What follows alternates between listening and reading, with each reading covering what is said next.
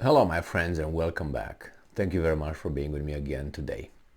Well, things are seemingly moving in the right direction with the negotiations between the Russians and Ukrainians.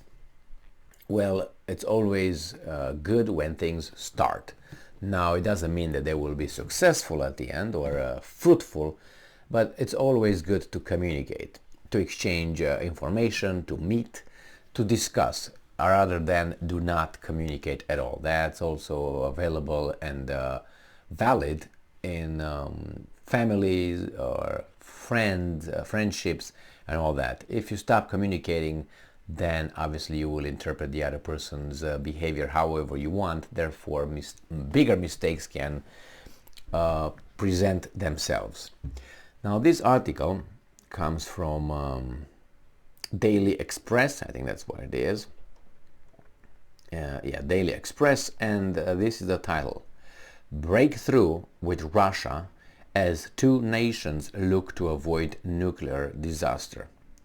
Negotiations between Ukraine and Russia hope to establish a safety zone around Zaporozhye nuclear power plant. So Moscow and Kiev are in talks to establish a safety zone from fighting around the Zaporozhye nuclear power plant, as the UN's atomic energy chief warned that, and I'm quoting, "we cannot continue counting on good luck to avoid a nuclear accident," end quote. The nuclear power plant, Europe's largest, was subject to shelling last week and was forced to rely on backup diesel generators to avoid a meltdown yesterday after a fresh wave of Russian missiles struck Ukraine's power grid. So, you have this power plant right here, okay? And I come and I take over. I put my army, forces, whatever I put here, defense systems, I have it under my fucking control. The other ones that I push them out, the Ukrainians, are here somewhere in the woods, looking around, Now, who do you think hits this power plant? The Russians, who are around it, who own it right now? Or these guys in the woods looking for something? Who do you think? I would think that it's these guys right here, not these guys who shell the power plant. And I think I'm 99.9% correct. And 0.01 whatever, I could be wrong. But I don't think so. And these guys here tell you that actually a fresh wave of Russian missiles struck Ukraine's power grid. Now you can say, well, it was not the power plant that they hit. It was the power grid. And the Ukrainians did what? Nothing?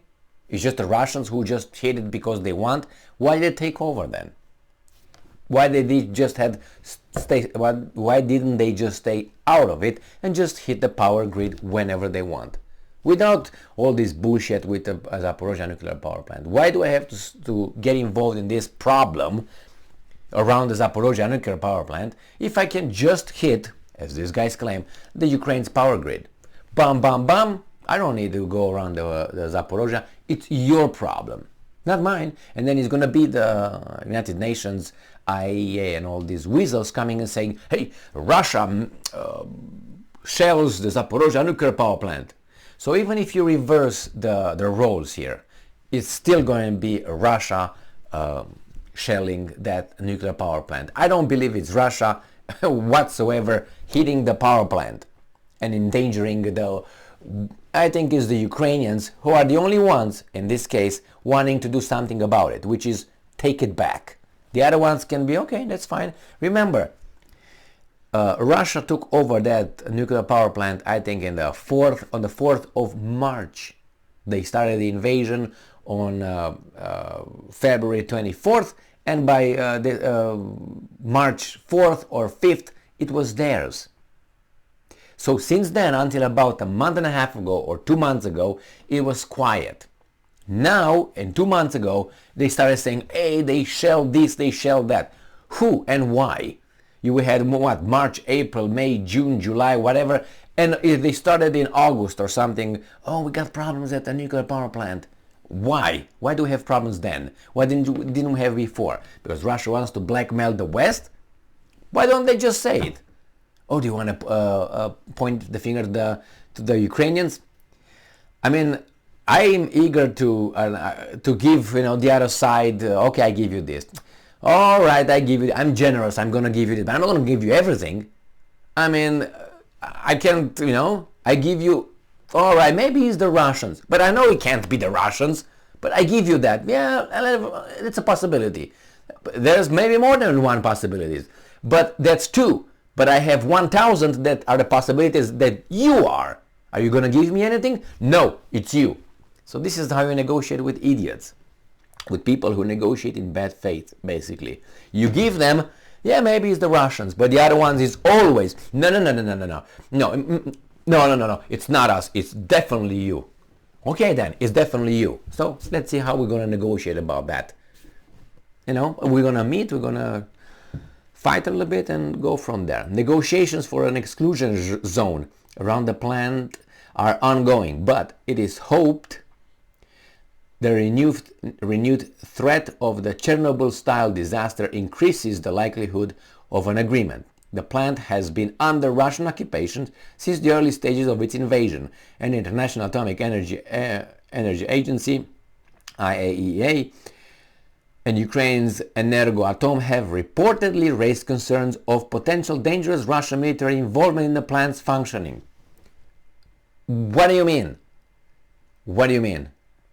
Potentially dangerous Russian military involved in the plant's functioning. Like what? What is the military gonna do? Blow it up? They don't have to occupy it to blow that shit up. Again, I'm not gonna give you that. Rafael Grossi, Director General of the IAEA, told CNN,